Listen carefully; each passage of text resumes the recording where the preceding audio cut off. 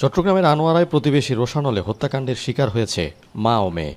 শনিবার রাতে উপজেলার পরৈকোড়া ইউনিয়নের চেনামতি বড়ুয়াপাড়া এলাকায় নিজ ঘরে এই ঘটনা ঘটে। প্রতিবেশীর ধারালো অস্ত্রের আঘাত কেড়ে নেয় গৃহবধূ এনি বড়ুয়া ও তার মেয়ে প্রিয়ন্তী বড়ুয়ার প্রাণ। এ ঘটনায় আহত হয় তার 5 বছরের শিশু পিয়াস বড়ুয়াও।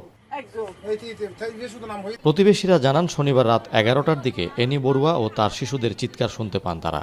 ছুটে গিয়ে দেখেন রক্তাক্ত অবস্থায় ছোট ছেলেকে কোলে নিয়ে ঘর থেকে বের হওয়ার চেষ্টা করছেন এনি বড়ুয়া। দরজা দিয়ে বের হতেই তিনি মাটিতে লুটিয়ে পড়েন। প্রতিবেশীরা দ্রুত আহত শিশুটিকে উদ্ধার করে আনোয়ারা উপজেলা স্বাস্থ্য কমপ্লেক্সে ভর্তি করান। ঘরের ভেতর পাওয়া যায় কিশোরী প্রিয়ন্তীর রক্তাক্ত মরদেহ। এমন নৃশংস ঘটনার জন্য প্রতিবেশী তেজপ্রিয় বড়ুয়াকে দায়ী করছেন তারা। আসামি সঠিক বিচার চাই আর ওরা যেন আর পরিবারের আজ নিঃস্বার্থ হবে যে মানে শরীর আঘাতে বউছের মারি ফেলি ওরা এর মৃত্যুদণ্ড চাই। যে বা যারা এই কাজটা করেছে, আমরা সকলেই মিলে সরকারের কাছে আকুল আবেদন জানাচ্ছি, এটার যেন একটা সুস্থ বিচার হয়। আমার এই বাতিজিকে যেভাবে নির্মমভাবে প্রহার করে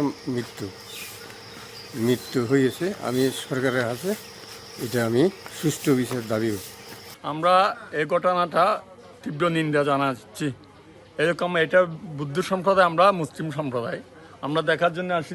আমরা মৃত্যু খবর পাই ওর পরিবারকে হত্যা করেছে, ওর সন্তানকে মেয়ে কন্যা সন্তানকে হত্যা করেছে, ছোট ছেলেটাকে হত্যা করার জন্য আঘাত করেছে। আমরা এই ঘটনা শুনে খুবই মর্মাহত। এই ধরনের ঘটনা আমাদের গ্রামে বিরল। ঘটনার সময় গৃহকর্তা সুজন বড়ুয়া ছিলেন না বাড়িতে। খবর পেয়ে ঘরে এসে স্বজনদের নিথর দেহ দেখে ভেঙে পড়েন তিনি। এ ঘটনায় পুরো এলাকায় নেমে এসেছে শোকের ছায়া। রবিবার সকালে চট্টগ্রাম জেলা পুলিশ সুপার মাসুদ আলম ঘটনাস্থল পরিদর্শন করেন। তিনি জানান, প্রাথমিক তদন্তে জানা গেছে আর্থিক লেনদেন নিয়ে বিরোধের জেরে এই হত্যাকাণ্ড ঘটিয়েছে প্রতিবেশী। তাকে দ্রুত গ্রেপ্তার করে বিচারের আওতায় আনার আশ্বাস তার। রাত্র মোটামুটি 11টার দিকে, ওই সময় আসলে সবাই ঘুমায়।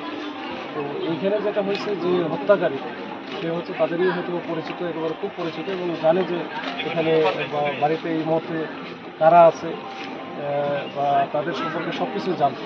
এই জন্য হয়তো পিছন দিক দিয়ে যে দরজাটা আছে ওইখানে গিয়ে হয়তো আমার মনে হচ্ছে যে এরকম কিছু একটা হবে, যে ওইখান দিয়ে ঢোকেছে।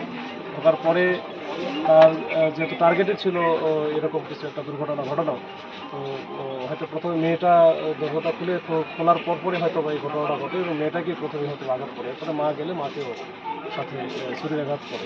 নৃশংস এই হত্যাকাণ্ডে জড়িতদের দৃষ্টান্তমূলক বিচারের দাবি জানিয়েছেন স্বজন ও স্থানীয় বাসিন্দারা। এদিকে আহত চিকিৎসাধীন শিশু পিয়াস বড়ুয়া বর্তমানে শঙ্কামুক্ত আছে জানিয়েছে চিকিৎসক। ফাইসাল করিম, এখন চট্টগ্রাম।